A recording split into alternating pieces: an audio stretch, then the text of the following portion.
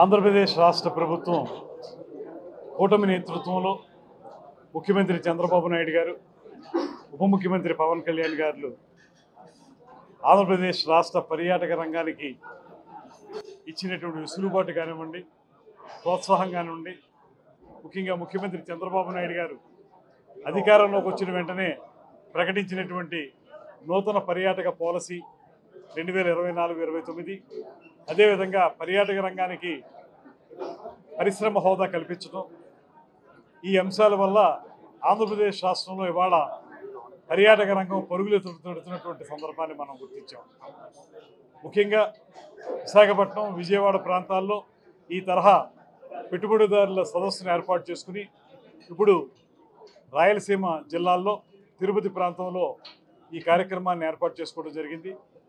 ఈ కార్యక్రమం యొక్క ప్రధానమైన ఉద్దేశం ప్రభుత్వం ఇస్తున్నటువంటి సహకారాన్ని అందిపుచ్చుకుని పబ్లిక్ ప్రైవేట్ పార్ట్నర్షిప్ విధానంలో పెట్టుబడిదారులు ముందుకొచ్చి కేవలం రిలీజియస్ టూరిజం వరకే పరిమితమైనటువంటి ఈ ప్రాంతంలో దానికి మించి ఇతరత్ర పర్యాటక కార్యక్రమాలు ఏవైతే ఉన్నాయో, అది ఎకో టూరిజం కానివ్వండి, హెలీ టూరిజం కానివ్వండి, వెల్నెస్ టూరిజం కానివ్వండి, అదేవిధంగా అడ్వెంచర్ టూరిజం కానివ్వండి, ఇలాంటి రకరకాల టూరిజం యాక్టివిటీస్లో దాంతోపాటు వసతి సౌకర్యాలను ఏర్పాటు చేసేటువంటి కార్యక్రమాల్లో ఎవరైతే ఔత్సాహిక పెట్టుబడిదారులు ముందుకు వస్తారో వారికి సహకారాన్ని అందించి ప్రభుత్వ పరంగా ఇన్సెంటివ్స్ ఇచ్చి తద్వారా ఈ ప్రాంతాన్ని రిలీజియస్ టూరిజంతో పాటు ఇతరతర టూరిజంలో కూడా అభివృద్ధి చేయడానికి వీలుగా ఈ సదస్సును ఏర్పాటు చేయడం జరిగింది.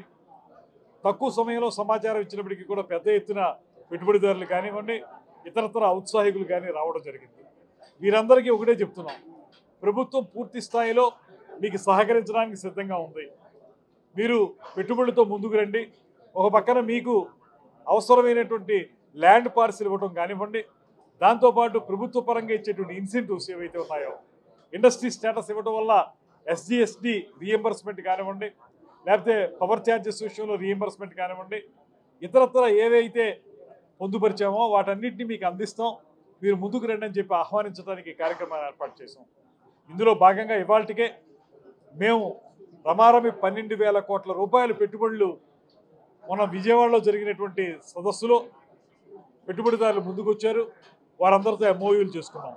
అదేవిధంగా ఇవాళ మధ్యాహ్నం నుంచి 1-to-1 కూర్చుని ఇక్కడికి వచ్చినటువంటి పెట్టుబడిదారులతో మాట్లాడి వారు ఏ రకమైనటువంటి కార్యక్రమాలు చేపడుతున్నారనేటువంటి దాన్ని తీసుకుని వారికి సహకారాన్ని ఇచ్చి వాటన్నింటిని కూడా పట్టాలు ఎక్కించే విధంగా కార్యక్రమాలను ఏర్పాటు చేయడానికి ఇవాళ ఈ సదస్సుని ఏర్పాటు చేసుకోవడం జరిగింది. చాలా ఉత్సాహంగా అందరూ ముందుకొచ్చారు. ప్రజాప్రతినిధులు కూడా పెద్ద ఎత్తున విచ్చేశారు. అందరం కలిసి అధికారులు, ప్రజాప్రతినిధులు, పెట్టుబడిదారులు అందరం కలిసి ఈ ప్రాంతాన్ని కేవలం రిలీజియస్ టూరిజం వరకు పరిమితం కాకుండా ఇతరత్ర ఏవైతే ఉన్నాయో మనకి వాటన్నిటినీ కూడా డెవలప్ చేయడానికి ముందుకు వెళ్దామనేటువంటి మాటని వాళ్ళు తెలియజేస్తూ ఉన్నాం.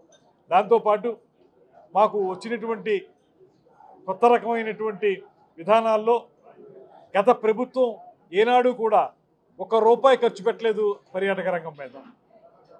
పెట్టుబడిదారులు ఎవరన్నా వస్తే వాళ్ళని నిరాశపరిచింది తప్పితే ఎక్కడా కూడా వాళ్ళని ప్రోత్సాహపరిచేటువంటి కార్యక్రమాలు చేపట్టలేదు. ఈ ప్రాంతానికి చెందినటువంటి పర్యాటక శాఖ మంత్రి ఆ రోజు ఉన్నప్పటికీ కూడా, ఈ ప్రాంతానికి చెందినటువంటి అనేక మంది నాయకులు ఉన్నప్పటికీ కూడా ఏనాడు కూడా ఈ ప్రాంతంలో పర్యాటక రంగాన్ని అభివృద్ధి చేయాలని ఆలోచన చేయలేదు.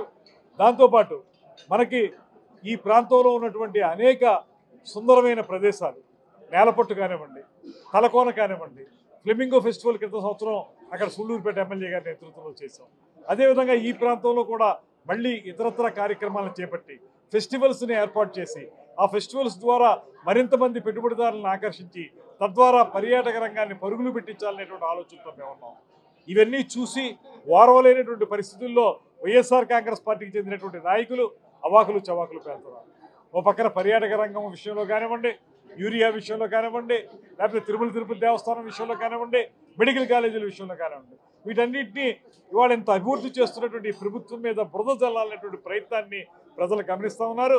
వాళ్ళందరినీ చీకొట్టారు. ఇప్పటికే మళ్ళీ కూడా చీకొట్టించుకునే పరిస్థితి వాళ్ళు తెచ్చుకుంటున్నారు అనేటువంటి మాటని ఈ సందర్భంగా తెలియజేస్తూ పెట్టుబడిదారులకి పూర్తి స్థాయిలో సహకారం అందించి ఈ ప్రాంతాన్ని పర్యాటక రంగంలో వృద్ధి చేయడానికి కూటమి ప్రభుత్వం కట్టుబడి ఉందనేటువంటి మాటని మరొక మారు తెలియజేసుకుంటూ సెలవు తీసుకుంటాం. చెప్పారు కదా, స్పీకర్ గారు చెప్పారు స్పష్టంగా, మీరు ప్రజాధనాన్ని మీ జీతాలుగా తీసుకుంటున్నారు ఎమ్మెల్యేలు అయినందుకు. అదేవిధంగా అసెంబ్లీ నడపడానికి బోలంత ఖర్చు అవుతుంది. దీంట్లో భాగంగా మీరు బాధ్యత కలిగినటువంటి ప్రజాప్రతినిధులు అయితే మీరు జీతాలు తీసుకుంటున్నారు కనుక ఖచ్చితంగా అసెంబ్లీలోకి వచ్చి ప్రజా సమస్యలు ఏమైనా ఉంటే ఎలుగెత్తి చాటండి. మీ ప్రాంతంలో ప్రజలు మిమ్మల్ని ఎమ్మెల్యేలుగా ఎన్నుకున్నది ఎందుకు?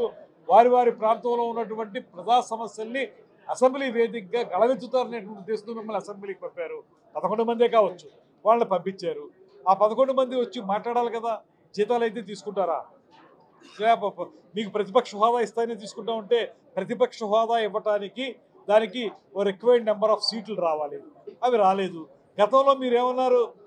ముఖ్యమంత్రి ఇవాళ ముఖ్యమంత్రి అయినటువంటి ఆనాటి ప్రతిపక్ష నాయకులు చంద్రబాబు నాయుడు గారికి ప్రతిపక్ష హోదా ఇవ్వాలంటే ఆ నెంబర్ లేదు కాబట్టి ఇవ్వననేటువంటి మాట మీరు చెప్పారు. ఇవాళ సిగ్గు లేకుండా బరితెగించి మాకు ప్రతిపక్ష హోదా ఇస్తేనే మేము అసెంబ్లీకి వస్తామని చెప్తే అది మీ యొక్క విద్యుత్కే వదిలేస్తున్నాం. ఇవాళ ప్రజలందరూ కూడా అందుకే మిమ్మల్ని చేత్కరిస్తున్నారు. వారు అధికారంలోకి వచ్చేది లేదు, ఈ పెట్టుబడిదారులు చేసేది ఏమీ లేదు. ఎటు ఇవాళ మీకు ఖచ్చితంగా చెప్తున్నాం, పబ్లిక్ ప్రైవేట్ పార్ట్నర్షిప్ అంటే అది ప్రైవేట్కి ఇచ్చేసేది కాదు. ఇక్కడ పబ్లిక్ ఉంది, ప్రైవేట్ ఉంది. అంటే కేవలం పూర్తి స్థాయిలో పబ్లిక్ మాత్రమే కాకుండా గవర్నమెంట్ మాత్రమే కాకుండా ప్రైవేట్ వారిని కూడా భాగస్వాములు చేసి ఎఫెక్టివ్గా వాటిని ఆ మెడికల్ కాలేజీలు నిర్మించడం. ఇవాళ మీరు చూడండి, వాళ్ళు పాలకొల్లో నిర్మించాం, మరో చోట నిర్మించాం, నంద్యాలలో పెట్టాం మెడికల్ కాలేజ్ అన్నారు. ఎక్కడైనా ఒక తట్టెడు మట్టి పోసారేమో అడగండి, ఒక ఇటుక పేర్చారేమో అడగండి. ఎక్కడా కూడా ఏమీ చేయకుండా మేము చాలా చేసేసామంటున్నారు.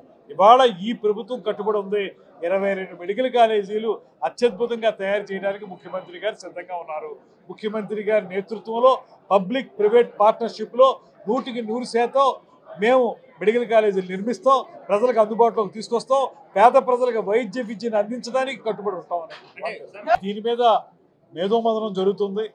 ఎక్కడైతే అవాంఛనీయంగా ఉండేటువంటి సంఘటనలు ఉన్నాయో, లేకపోతే అశ్లీలమైనటువంటి విషయాలు ఉన్నాయో, లేకపోతే అబ్యూజివ్ లాంగ్వేజ్ వాడుతున్నారో వాటన్నింటినీ కట్టేలు చేయడానికి వీలుగా ఒక ప్రత్యేక పాలసీ అవసరం అనేటువంటి భావన అందరిలోనూ ఉంది. దాని త్వరలోనే సమగ్ర స్వరూపం వస్తుంది. వచ్చిన తర్వాత దాన్ని పిలిపించారు. అంటే స్థానిక సంస్థల ఎన్నికల్లో కూడా ఈవీఎం వాడేటువంటి మన ఎలక్షన్ కమిషనర్ గారు నీలం సాహ్ని గారు అన్నారు, మోడర్న్ ఈవీఎంలతోటి లోకల్ బాడీస్ ఎలక్షన్లు కూడా కండక్ట్ చేస్తామని. అది ఎలక్షన్ కమిషన్ పరిధి కనుక వారు ఏం నిర్ణయిస్తారో తీసుకుంటారు. అంటే మీరు సిద్ధంగా ఉన్నారా? అంటే బ్యాలెట్ పేపర్ మనం ఎన్నిక ఏదైనప్పటికీ కూడా ప్రజల యొక్క అభిష్టం మేరకు పరిపాలన చేస్తున్నాం కనుక ఈ కూటమికి పూర్తి స్థాయిలో నమ్మకం ఉంది. అది బ్యాలెట్టా లేకపోతే ఈవీఎం ఎలా జరిగినా కూడా ప్రజల స్పందన మాకు అనుకూలంగా ఉంటుందనే నమ్మకం మాకు ఉంది కనుక ఎలక్షన్ కమిషన్ ఏ నిర్ణయం తీసుకున్నా మేము సిద్ధంగా ఉన్నాం. తెలుగులో న్యూస్ కి ఫాస్టెస్ట్ యాప్ ఇప్పుడు టోటల్లీ న్యూ అవతార్లో జస్ట్ 5 seconds లో కంప్లీట్ న్యూస్. సోషల్ మీడియాలో ట్రెండ్స్ కి one stop solution. Live TV app voice search option తో ఇప్పుడే డౌన్లోడ్ చేయండి లేదా అప్డేట్ అయిపోండి. యాప్ లింక్ డిస్క్రిప్షన్ లో ఉంది.